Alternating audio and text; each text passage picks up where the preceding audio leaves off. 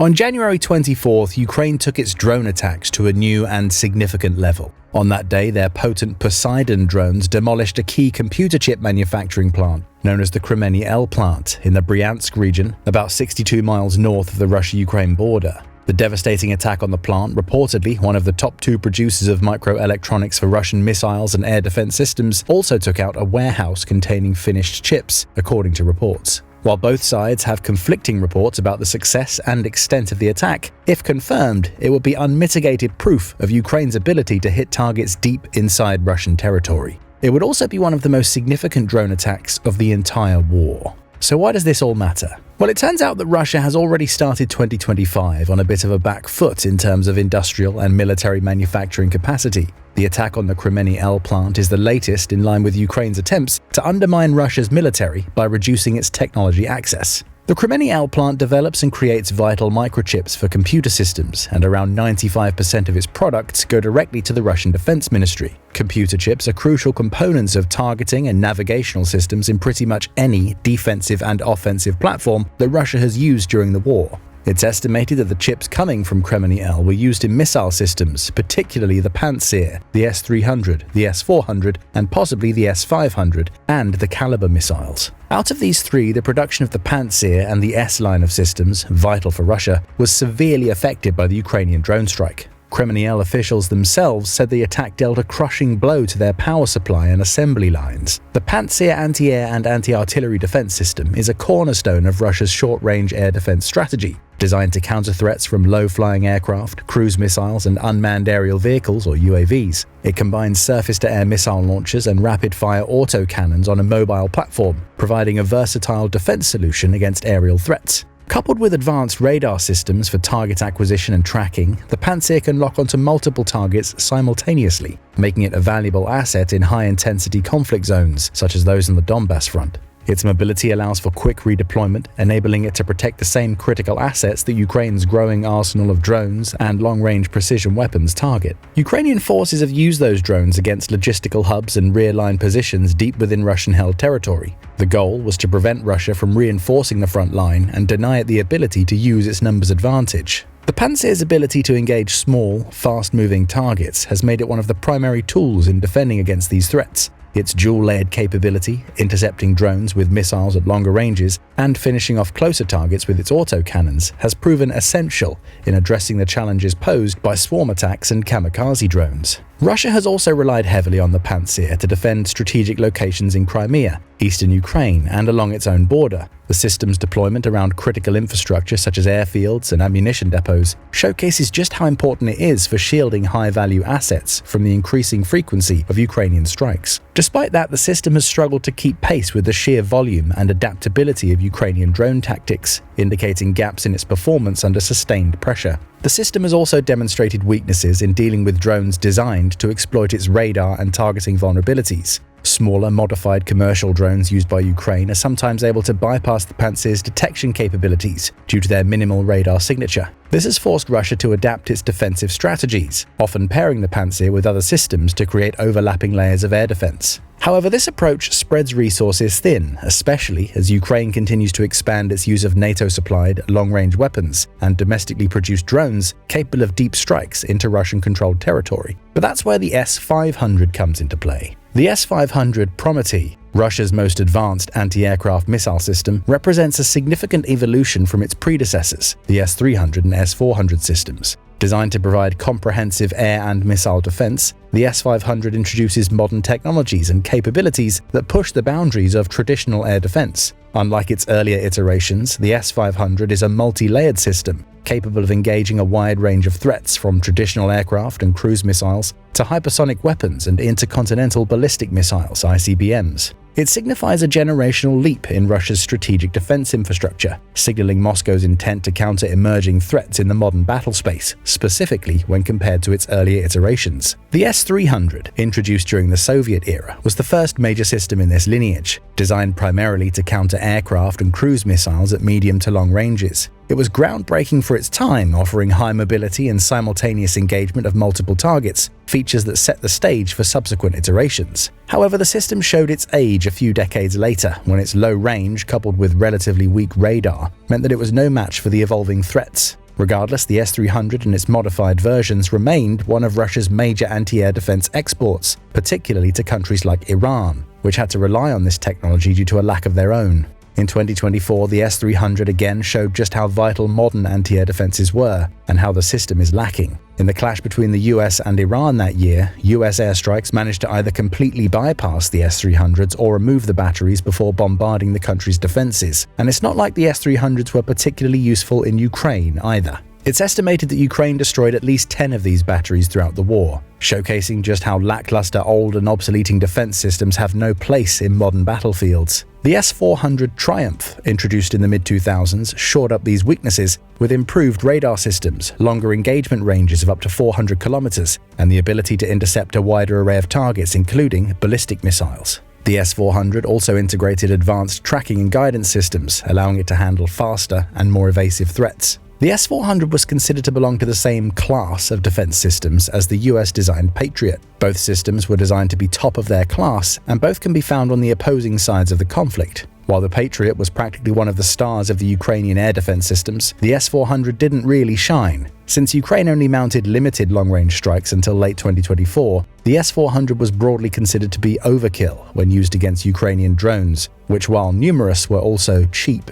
This meant that Russia using S-400s to take out drones would eventually drain its defense systems too much to be of use against long-range cruise missiles like the ATACMS, which again Ukraine didn't use offensively until the latter part of 2024. The S-500 Prometheus builds on the foundational concept of Russia's anti-air defenses, but its capabilities far surpass those of the S-400. With an engagement range reportedly exceeding 350 miles, the S-500 can target threats far beyond the reach of its predecessors. It's specifically designed to counter hypersonic missiles traveling at speeds of Mach 5 or greater, which is one of the most significant challenges in modern air defense. The system's radar technology has also been significantly upgraded, with enhanced sensitivity and range that allow it to detect and track stealth aircraft and low-orbit satellites, giving it a dual role in space defense. This makes the S-500 one of the world's most versatile air defense systems, capable of providing multi-domain protection. Another critical aspect of the S-500's evolution is its modular design, which allows it to be integrated with other systems of Russia's air defense network. It can operate alongside S-400 batteries, creating a layered defense system. Additionally, the system's increased automation and digitization means it's much faster and more responsive than its predecessors, requiring fewer personnel to operate and improving its chances of catching offensive missiles in flight. This is combined with the more advanced cybersecurity performance, which allows the S-500 to be relatively safe against sabotage and hacking attempts. The development of the S-500 reflects Russia's strategic priorities in countering the advanced capabilities of Western powers, particularly NATO. Its ability to intercept hypersonic and ballistic missiles aligns with Moscow's focus on maintaining deterrence against emerging technologies. In particular, the US has long maintained a virtual stranglehold on air superiority without having to rely on nuclear weaponry. Russia doesn't have that capacity. Recent US strikes in the Middle East against bunkers and other reinforced targets have reiterated just how much the US Air Force can achieve through modern bombers and advanced piercing ordnance. However, despite these advanced features, the S-500 faces challenges related to cost and production capacity. Russia only has one of these systems actually built and operational. Instead, they rely heavily on older S-400s and the obsoleting S-300, alongside other systems, to serve their air and artillery defense needs. However, these systems have been negatively affected by Ukraine being able to conduct successful airstrikes on Russian territory, largely due to Ukraine's rapidly evolving long-range warfare. When the war actually started, Ukraine had modest aerial capabilities, vastly outnumbered by Russia's air force. However, when Russia made a series of strategic errors that resulted in the war lasting longer than the expected few weeks, Ukraine's military development systems started churning out increasingly competent and powerful drones to counteract the relentless advance. Commercial drones played a significant role in helping Ukraine hold onto its territory for so long. They were deathly effective at shorter ranges and particularly suitable to the guerrilla-based warfare that Ukraine was forced to utilize to keep the Russian numerical advantage in check. They are relatively cheap to purchase and retrofit into devices that could carry powerful optics, deadly anti-tank mines, or repurposed grenades. Out of the estimated 1.2 million drones that Ukraine has had at its disposal over the past 3 years of the war, roughly 90% were first-person view or FPV drones like the DJI Mavic. Still, these numbers showcase just how many drones are needed to be effective in actual combat. At over 1 million, the number of these small devices has likely outnumbered the total number of soldiers that the country has had in the past 3 years. Some drone operating squads suggest that between 1 in 8 and 1 in 10 drones actually manage to reach or launch an attack on the intended target. If that statistic holds, then commercial drones could account for over 100,000 attacks. As mentioned, because these commercial drones are really only effective at low ranges, Russia is only using tactics like radar and network disruption to counter them. Because of how cheap the drones are, it doesn't make sense economically to use a multi-million-dollar anti-air battery like the S-300 to take down a drone carrying an anti-tank mine. But what about the remaining 10% of drones? Well, those are exactly the types of drones that Ukraine has managed to perfect over the past couple of years. They are military drones first and foremost, designed to pierce through enemy defenses, figuratively, by leveraging their higher speed, longer operational range, and lower optical and technological footprint. But unlike the drones that the US used during the early 2000s to perform precision strikes in the Middle East, these drones were designed to be single-use kamikaze drones. Also, unlike the US drones, the new generation of long-range drones cost significantly less to build and deploy in terms of resources, support, and logistics involved. Truthfully, both Ukraine and Russia technically have access to long-range kamikaze drones. On Russia's side, these are mainly the Shahed 136 drones from Iran, which Russia has used to considerable effect over the past few years. It's not a particularly sophisticated drone with a relatively small explosive payload. Its saving graces are its excellent long-range capabilities, somewhat competent anti-jamming technology, and most importantly, extremely cheap manufacturing and procurement costs that hover around $40,000.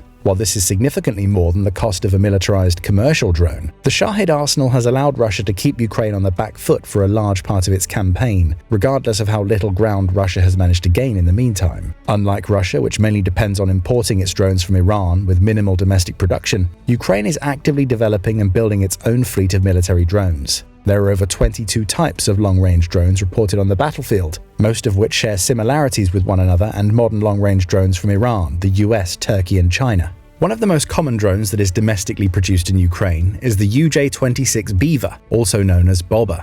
It's a small canard layout drone with a sleek body and a distinctive inverted tail. The Beaver can carry up to 44 pounds of payload, i.e. explosives, and has a maximum range of around 600 miles, which would be more than enough to reach vital military and industrial compounds near the Russia-Ukrainian border. The Beaver has been in use since 2023 and has reportedly entered mass production, which indicates that it's a successful program. The next most used drone appears to be the Turkish Bayraktar TB2, which was previously widely used in Ukraine in 2022 before being made obsolete by evolving anti-drone technology and anti-air defenses. Its spiritual successor is the Ukrainian-made AN-196 Lyuchi, or Fierce. However, the technology inside is actually based on a much older drone, overhauled to take advantage of better technology and manufacturing capacities. The Fierce can carry over 150 pounds of payload, with a maximum takeoff weight between 400 and 600 pounds. This drone is much more suited to precision strikes deep into enemy territory, with a purported maximum range of between 600 and 1,200 miles. The latter figure is very much a rumor from Ukrainian recon units. If it turns out to be true, it would likely be due to improved fuel economy and storage and better aerodynamics. The doubled range would also allow Ukraine to mount much more frequent attacks on Moscow and other population centers inside Russia. The third major drone that has seen combat use is the AQ-400 Scythe, which started as a volunteer project. Despite its crude look that more resembles a box than a sleek drone, it's been reported to have a maximum range of around 450 miles, while being able to carry a payload of around 40 pounds. It's also possible to extend the range by reducing the payload, which could allow the drone to have the same long-range strike capacity as most other Ukrainian-made UAVs. Of course, this is just scratching the surface of the various drones that Ukraine has used since the start of the war, but regardless of the types of drones in use, most of them share a striking number of similarities. The most notable advantage Ukrainian drones have managed to eke out is a higher operational altitude. These drones can fly at heights autocannon-based air defenses can't reach, only dropping when they're about to hit their target at speeds of hundreds of miles per hour. This makes them incredibly difficult to counter through conventional means,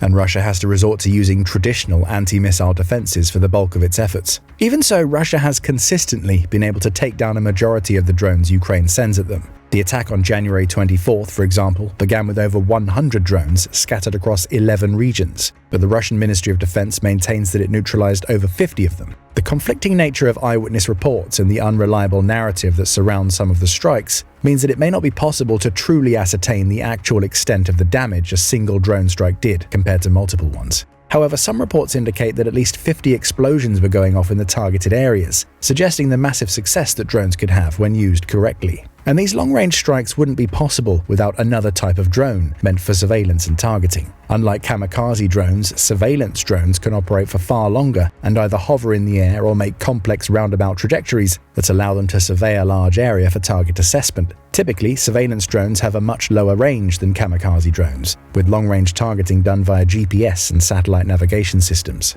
Originally, Turkish Bayraktars filled the role of attack drones, but were later relegated to long-distance recon and then largely replaced with more modern designs. Another distinctly Ukrainian drone is the Skyton Raybird 3, which has a massive operational range of over 1,600 miles and up to 28 hours of flight time, allowing it to be deployed far from the Ukrainian border in search of enemy movement and operations. But due to the proximity of major strategic compounds to the Donbass front and the Russo-Ukrainian border, Ukrainian drones don't even need to have an operational range measured in hundreds of miles. The groundbreaking design of the Poseidon H-10 Mark III allows it to operate at a range of up to 13,000 feet, which is typically far above what conventional anti-air defenses and detection systems can even reach. Due to the temperature-resistant chassis, the drone can work in freezing conditions, relaying vital information from the skies back to Ukraine's command centers thanks to its optics, which include a 40x zoom. The navigational and propellant systems allow it to function for hours before it needs to return and recharge, which improves its overall strategic capabilities. The drone's range, which is only around 90 miles, means that it's primarily a defensive surveillance drone, or one used in conjunction with FPV attack drones close to the actual front lines.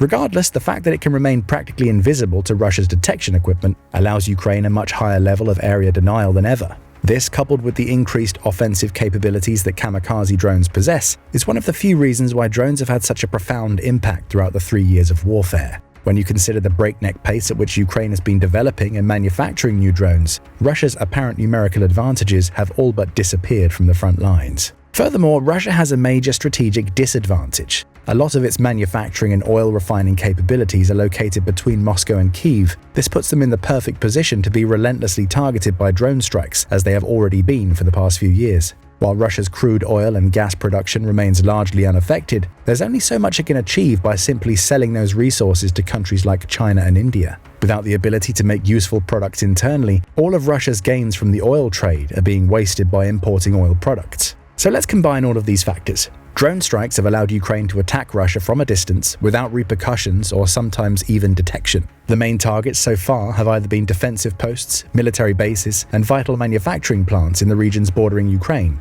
The result? Extreme uncertainty over Russia's air defense systems. Without the ability to create new, modern anti-air systems, Russia might start actually falling behind Ukraine in terms of air defenses. This could allow NATO to swoop in with a few more donations of vital equipment and long-range systems. It could tilt the balance of power in Ukraine's favor just long enough for the Russian progress in Donbass to reverse course. This would have devastating effects on both Russia's morale and its geopolitical potential. Russia's main ally, China, is practically betting on Russia winning the war to extract the geopolitical and resource benefits of owning the resource-rich lands in Ukraine. If Russia fails to defend itself against Ukrainian attacks, there's a chance that China might actually start cutting its losses and slowing trade with Russia. This could lead to a domino effect where Russia no longer has the ability to fund its war effort. Ultimately, Russia's potential in the war is primarily based on its perceived strength, modern technology, particularly in terms of defensive systems, and numerical advantages. Drones like the ones used on January 24th at the Kremeny L plant are the great equalizers of all three of these factors. But what do you think? How far can Ukraine push its drone strikes? Let us know in the comments, and thank you for watching. Now go and check out Ukraine Just Did Something Impossible Inside Russia, or click this other video instead.